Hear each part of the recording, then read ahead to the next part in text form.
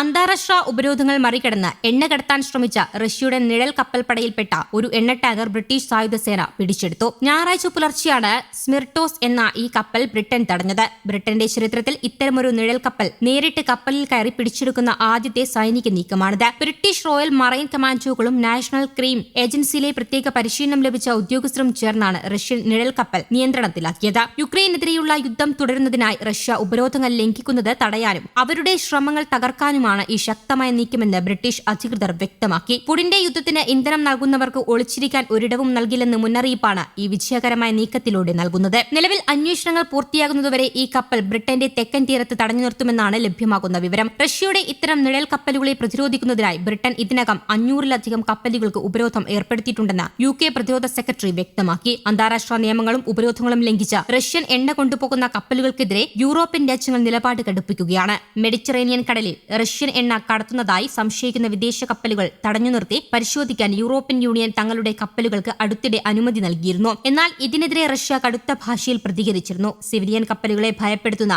ഇത്തരം നീക്കങ്ങൾ സമുദ്ര സുരക്ഷയ്ക്ക് ഭീഷണിയാണെന്നാണ് റഷ്യൻ വിദേശകാര്യ മന്ത്രാലയ വക്താവ് ആരോപിക്കുന്നത്. അന്താരാഷ്ട്ര നിയമങ്ങളിൽ നിഴൽ കപ്പൽപ്പട എന്നൊരു പദമില്ലെന്നും ഇത് യൂറോപ്യൻ യൂണിയന്റെ രാഷ്ട്രീയ നിർമ്മിതി മാത്രമാണെന്നും റഷ്യ ആരോപിച്ചു. റഷ്യൻ എണ്ണ കയറ്റുമതിക്ക് പാശ്ചാത്യ രാജ്യങ്ങൾ ബാരലിന് $60 എന്ന ഉയർന്ന വിലപരിധി നിശ്ചയിച്ചതിന് ശേഷമാണ് ഇത്തരം നിഴൽ കപ്പലുകളുടെ എണ്ണം വൻതോതിൽ വർദ്ധിച്ചതെന്നാണ് അന്തർദേശീയ മാധ്യമങ്ങൾ വിശദമാക്കുന്നത്. ക്രൂരമായ ആക്രമണങ്ങളും വൻതോതിലുള്ള നാശനഷ്ടങ്ങളും കാരണം യുക്രൈനിലെ യുദ്ധം പലപ്പോഴും ഒന്നാം ലോക മഹായുദ്ധമായി താരതമ്യം ചെയ്യാറുണ്ട്. നീണ്ടതും രക്തരൂക്ഷിതവുമായ ഒന്നാം ലോക യുദ്ധത്തെ മറികടക്കുന്ന മറ്റൊരെണ്ണം ഇനി ഉണ്ടാകുമെന്നത് അസംഭവ്യമായി തോന്നിയിരുന്നു. എന്നാൽ കഴിഞ്ഞ ദിവസങ്ങളിൽ സംഭവിച്ചത് അതുതന്നെയാണ്. 1569 ദിവസങ്ങൾ പിന്നിട്ടതോടെ യുക്രൈൻ യുദ്ധത്തിന്റെ ദൈർഘ്യം ഇപ്പോൾ ഒന്നാം ലോക മഹായുദ്ധത്തെ മറികടന്നിരിക്കുകയാണ്. 2022 ഫെബ്രുവരിയിൽ റഷ്യൻ പ്രസിഡന്റ് വ്ളാഡിമിർ പുടിൻ തന്റെ സൈന്യത്തെ യുക്രൈനിലേക്ക് അയക്കുമ്പോൾ ഏതാനും ദിവസങ്ങൾക്കകം അവിടുത്തെ സർക്കാർ വീഴുമെന്നാണ് പുടിൻ കരുതിയിരുന്നത്. എന്നാൽ യുക്രൈൻ റഷ്യയെ തിരിച്ചടിക്കുകയും സംഘടനം പരസ്പരം നാശനഷ്ടങ്ങൾ വരുത്തി ഒരു നീണ്ട പോരാട്ടമായി മാറുകയും ചെയ്തതോടെ യുദ്ധരംഗത്തുള്ളവർക്ക് പോലും ഇത് ഇത്രയും കാലം നീണ്ടുനിൽക്കുമെന്ന് ഊഹിക്കാൻ കഴിഞ്ഞിരുന്നില്ല.